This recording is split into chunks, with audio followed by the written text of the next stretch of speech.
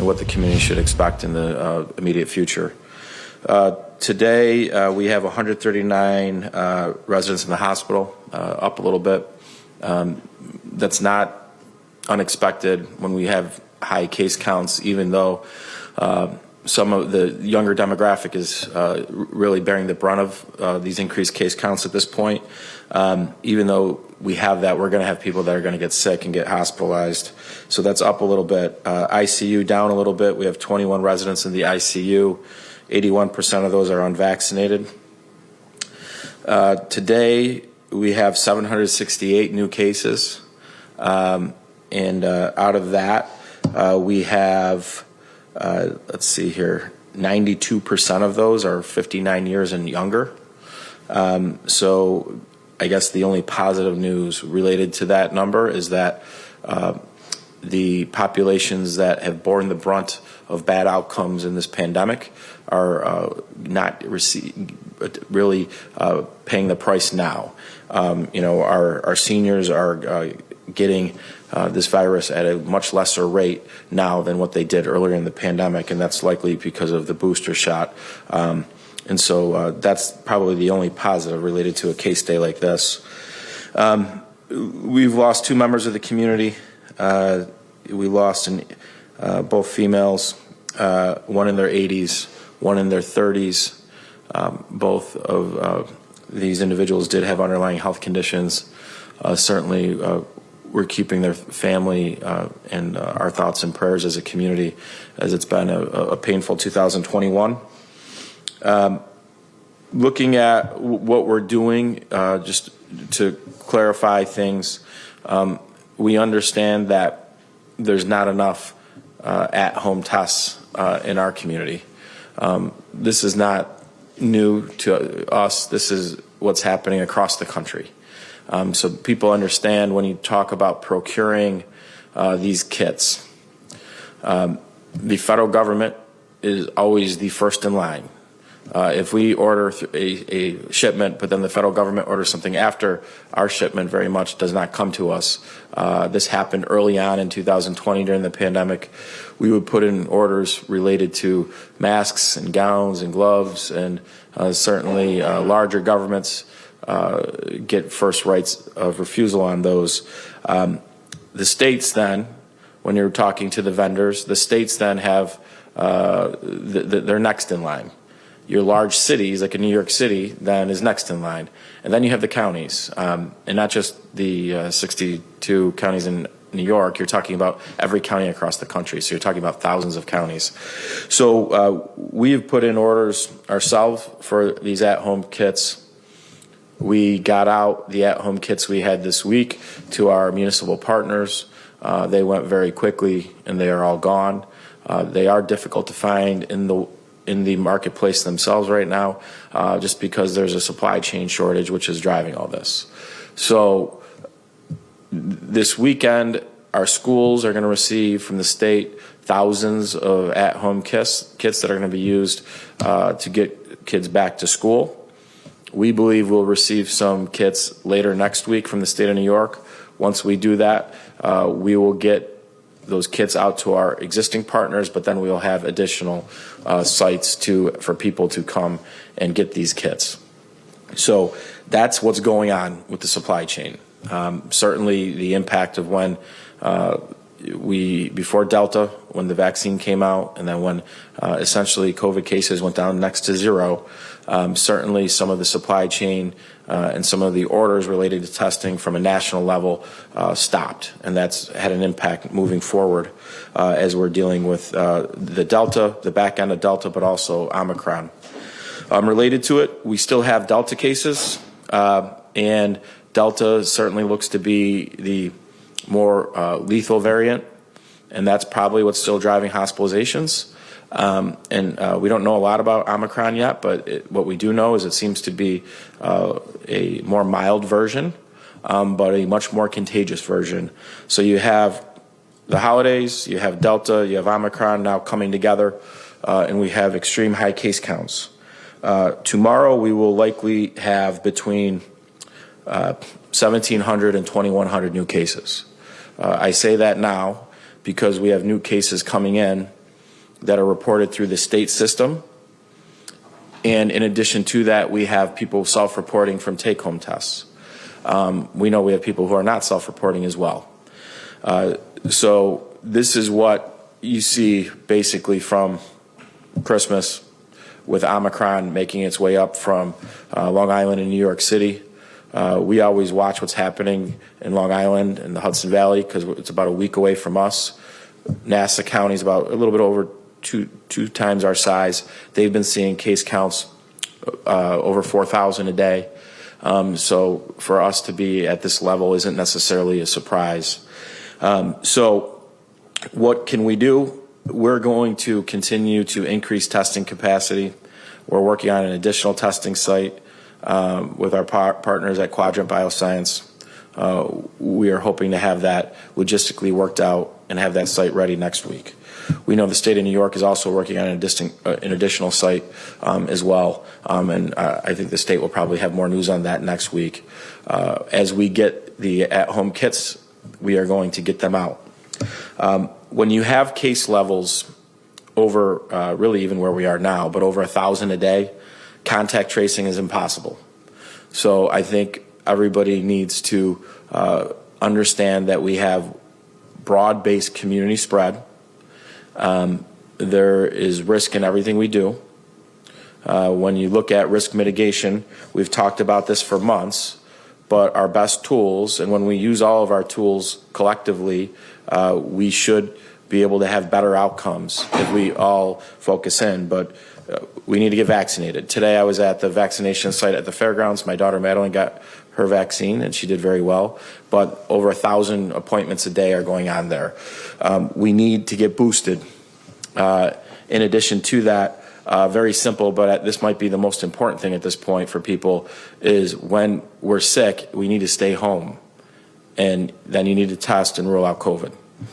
Even if it's a milder strain with Omicron, and that's what people are suggesting, and that's what the data suggests. If you have 2,000 cases, you're still going to get people that have an adverse impact in a day, which will then drive hospitals up. And that's what this is about, is our hospital numbers. We're going to learn a lot about this over the next 7 to 10 days.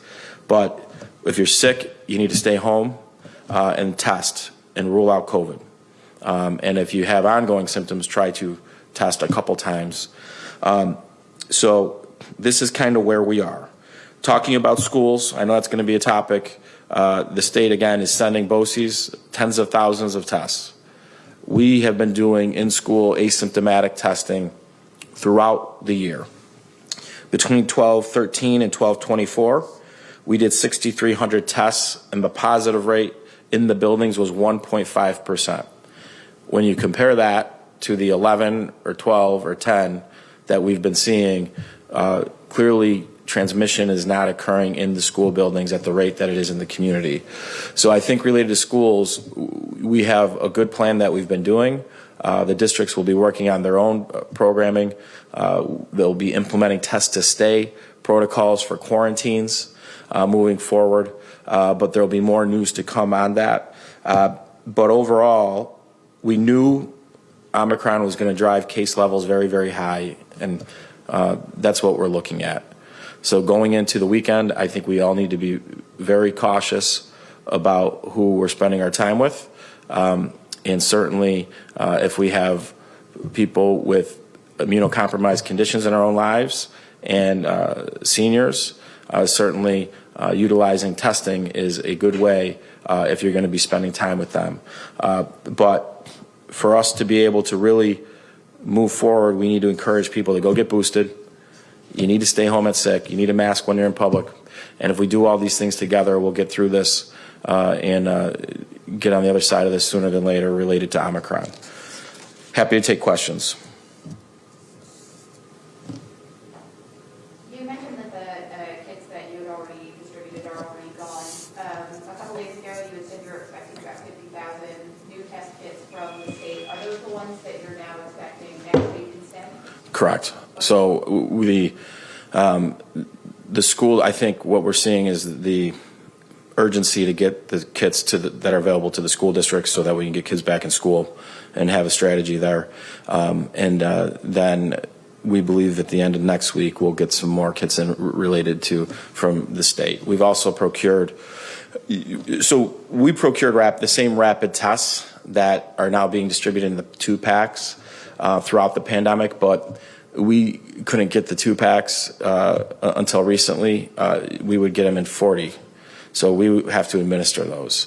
So we have used some of those with school districts when they'll be administering tests, but when we do our rapid testing sites, today we did rapid tests in the Civic Center today. We're using the same test, but we have 40 packs. So now we've ordered the 2-packs so that we can give them to people. We can't give people 40 tests. So we've always had these rapid tests throughout the pandemic. It's just now they're manufacturing them in a way for more take-home tests. But hopefully we'll get about 50,000 from New York State at the end of next week that we'll be able to distribute out to the community at large. And any lessons learned from the initial distribution? Any changes you might make in the way you distribute the next batch? Yeah, I think we wanted to get as many distribution points in an equitable way to as many different pockets of the county. So to do that, utilizing your local government partners is a good way to do that. As we get more in, we'll have other distribution points, potentially drive-through distribution points, in addition to those distribution points. But I do know that some of the villages are small in population and they didn't get a lot of kits. I get that. I get how that could be frustrating, but the reality is we're doing it in an equitable way based off of population related to that distribution. School districts are going to get a lot of tests, so that means a lot of parents are probably going to get their hands on these, and that will be broad-based. And then in addition to that, we'll have different types of distribution once we get more kits in hand. With the large number of cases we've had, do you expect this to go into another voluntary shelter-in-place or another shutdown? Yeah, I don't think so. I think right now we don't know enough about what this means. I think people, when we did that in the beginning of this process, we didn't have a vaccine. We didn't know what was going to happen, and so you're avoiding the unknown and the worst case circumstances. We now know a lot more about what we're dealing with. That doesn't mean we won't have difficult days moving forward here, and that there won't be a lot of work being done by people in our hospitals, doctors, our team here, and others. But the vaccine and the boosting is clearly having an impact on ICU stays. And hospitalization numbers are about 50-50. And people are saying, okay, 50% of the hospitalizations are being driven by the vaccinated. Well, 86% of the people over 18 have been vaccinated. So, of course, you're going to have this happen. But these are all tools that we didn't have before. We do have more testing than we had in 2020 as well. I know it doesn't feel that way right now because demand is so high, and people are using this in a way to try to get together, whereas before you would just get a test if you're sick. But you know, the reality is that this virus is not going away. It's going to be here. Hopefully, we'll go from a pandemic to an endemic, and then it'll probably be seasonal. But we got to get to that point, and how we get to that point is basic, but certainly we need to take advantage of the tools. If you do get sick, you should contact your doctor about therapeutics.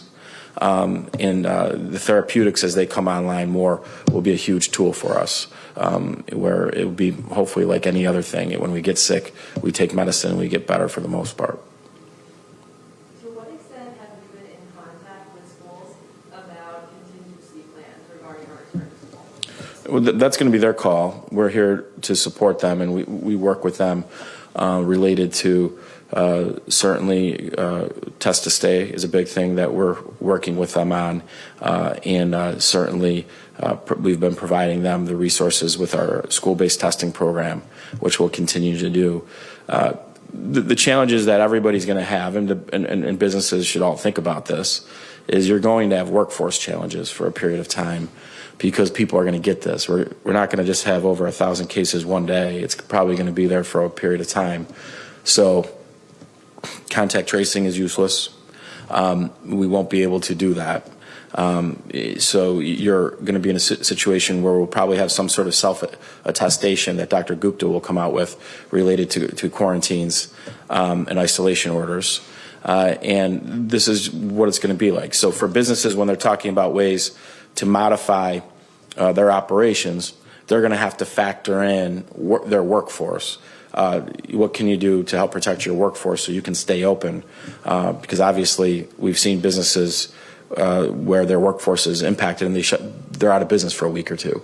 So I think these are all things that the private sector knows how they operate their businesses best. I think you will see some modifications with that as we get really in the heat of this over the next 2 weeks. And just a follow-up to that, do you think that schools are going to have enough teachers and staff to bring back kids safely? If they don't have enough staff, they won't be able to open up until they do. So I think that's the key thing. Certainly, I know every district wants to get back open and get back to work, and we saw how remote learning just wasn't as successful. It's just a fact. And so we put in place in schools, of anything, we've been able to use data to document how we can do it right. I went through 6,300 tests over the last 2 weeks in schools, 1.5% positive rate. We know how to keep kids in school safely. Remember, if you have any symptoms, you can't go to school anyways. That's without a negative test. So that's why test to stay for quarantines, getting these tests into parents' hands so that they can test their kids in the event that they do have the sniffles, so that you get the kids into school and we know they don't have COVID, plus our asymptomatic testing program we're already doing. These are all tools that we'll be able to get kids back to school and have a successful semester. You mentioned that if we do hit 2,000 cases in a day, that you would expect to see hospitalizations go up as well. Do you know of any measures that the hospitals are taking to prepare for that eventuality? I think they are. We know this was going to come, right? So I think they are. I mean, the big thing with the hospitals isn't the beds or the physical real estate. It's getting the staff to be able to meet the challenge after 22 months of work, putting their heart and soul into these efforts. So I know that the hospitals are looking at that. They've done some basic measures with elective surgeries and things that they haven't been doing. But yeah, you can't have 2,000 cases in a day and not expect some of those people to end up in the hospital for a period of time. Therapeutics, the monoclonal antibodies work very well with Delta, so that's still if people get this, you don't know if you have the Delta or the Omicron, you should talk to your doctor, and certainly that's something good. I don't know about the new distribution of the new Pfizer pill, if that's in the community or not, but certainly that will be another tool that we have when we get sick, especially for those who are in certain demographics. I'm sure the doctors will prescribe that to them as well. But you're going to see each day. I mean, I'll give you an example. 22 new admissions today. We had 17 discharges. Every day you have new admissions, and every day you have discharges. So people are getting sick. They're going to the hospital. For the most part, people get better and leave. To date, we've had 5,169 hospitalizations during the pandemic. And we've had 653 hospital deaths during the pandemic. So you can see most people that get sick go home, which is good. Any talk of bringing in more folks from the National Guard or anything like that? Yeah, I think that these are things that right now there's members of the Guard working through the senior facilities, so that's a way to make sure that you can take in individuals who need that type of long-term care. I think that's been effective. I think the state's going to have to really look with our federal partners on what other tools are available. And at some point, if things go the wrong way, I think people need to reassess some of the policies that have been put in place that have put some of the workforce on the sidelines.